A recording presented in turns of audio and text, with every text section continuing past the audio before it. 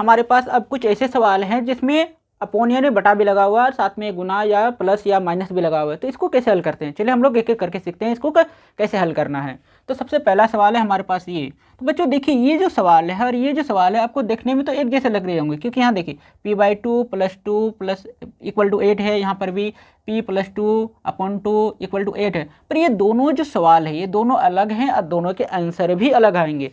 तो मैं आपको ये पहले बता देता हूँ कि इन दोनों में बेसिक अंतर क्या है। तो बच्चों ध्यान से देखिए, ये जो अपोन का साइन है यानी बटा का साइन है ये सिर्फ p पर लगा हुआ है, और ये जो अपोन का साइन है इसमें p के साथ साथ 2 पर भी लगा हुआ है। तो बच्चों अगर अपोन का साइन अगर सिर्फ p पे लगा हुआ तो ये अलग टर्म हो गया, यानी अलग पद हो जाएगा, ये अलग पद हो जाएगा, ठीक है। लेकिन जब अगर ये पूरा में पूरा लगा हो तो ये कि पूरा का पूरा एक ही पद यानी एक ही टर्म काउंट होगा। तो इन दोनों का हल करने का तरीका भी अलग अलग है। तो चलिए सबसे पहले इसको हल करते हैं। तो बच्चों क्या करना है, जब ये दोनों अलग अलग हो तो आपको इसको अलग लिखना है p/2। अब क्या करना है, इसको नहीं लिखना है, = डायरेक्ट लगाना है, फिर 8 लिखना है। अब ये +2 है, जब साइड चेंज होगा तो हो जाएगा -2, तो -2 लगा देना है, फिर हो जाएगा p/2 = दोनों का हल करने पर 6 आएगा, 6 लिखना है। अब इसका मतलब होता है भाग यानी डिवाइड बदलता है इनटू में, तो ये हो जाएगा p = 6 × 2। इस तरह से p का वैल्यू आ जाएगा 12 यानी 12। पर यहाँ पर किसको चेंज करेंगे बच्चों, यहाँ पर जब अगर ये पूरा में लगा हो तो पहले आपको इसको नहीं, पहले आपको इसको चेंज करने की जरूरत पड़ेगी। तो यहाँ पर लिखिए आप p+2 = 8। अब इसका मतलब होता है डिवाइड, तो डिवाइड होगा इनटू में चेंज, तो इनटू 2। फिर इसको आप वापस लिखिए p+2 = दोनों को मल्टीप्लाई कीजिए 16। अब ये हो जाएगा p = 16। अब देखिए इन दोनों के बीच में प्लस है तो उधर साइड चेंज होकर हो जाएगा माइनस, तो -2 = अब दोनों का हल करेंगे तो हो जाएगा 14 यानी 14। तो देखिए बच्चों दोनों का आंसर में भी अंतर आ रहा है। तो बच्चों यही चीज़ आपको फोकस करना है कि कब क्या करना है। चलिए हम लोग बढ़ते हैं अपने अगले सवाल की ओर। तो बच्चों यहाँ पर देखिए, इसमें भी अपोन लगा हुआ है, इसमें भी अपोन लगा हुआ है। तो आपको क्या करना है, सबसे पहले क्या करना है आपको ना, सिर्फ इस नंबर को इधर चेंज करना है। तो ये जो नंबर है ये किस में है, डिवाइड में, जब चेंज होगा तो हो जाएगा मल्टीप्लाई में। तो यहाँ पर लिखिए आप x = ये जैसा है वैसा लिख दीजिए 5/4।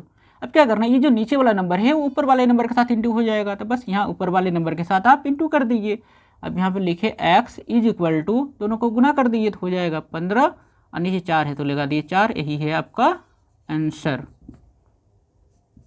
यहाँ पर आप एरो का चिन्ह लगा दीजिए। अब हमारे पास ये सवाल है, तो देखिए बच्चों यहाँ पर p जो है ये इसके साथ इनटू में है, इसके साथ डिवाइड में है। तो क्या करना है, आप इसको एक साथ सॉल्व कीजिए। तो आप सिर्फ यहाँ पर लिखिए p = इस 6 को लिख दिए और यहाँ पर लगा दिए इनटू। अब इस साइड वाला जो नंबर है जब उस साइड चेंज करेंगे ना तो नीचे वाले को ऊपर लिखेंगे, ऊपर वाले को नीचे लिखेंगे।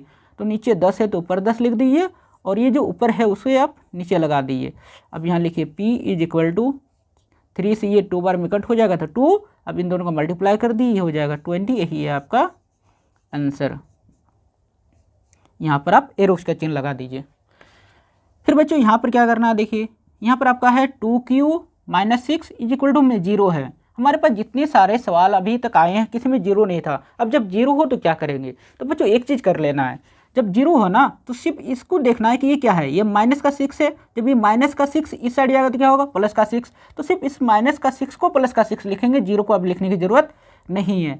जिस तरह से देखिए इसको लिखना है 2q = जब ये -6 इधर आता तो ये +6 हो जाता। तो सिर्फ आपको यही लिखना है 6, और 0 को लिखने की ज़रूरत नहीं है। अब इन दोनों के बीच में क्या है, दोनों के बीच में कोई साइन नहीं है, प्लस माइनस या फिर डिवाइड नहीं है, इसका मतलब इनटू है।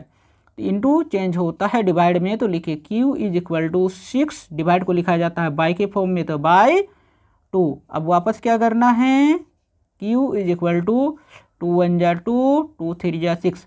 नीचे में अगर 1 आ रहा तो लिखना नहीं है, बस ऊपर वाला नंबर लिख दीजिए 3। यही है इसका आंसर।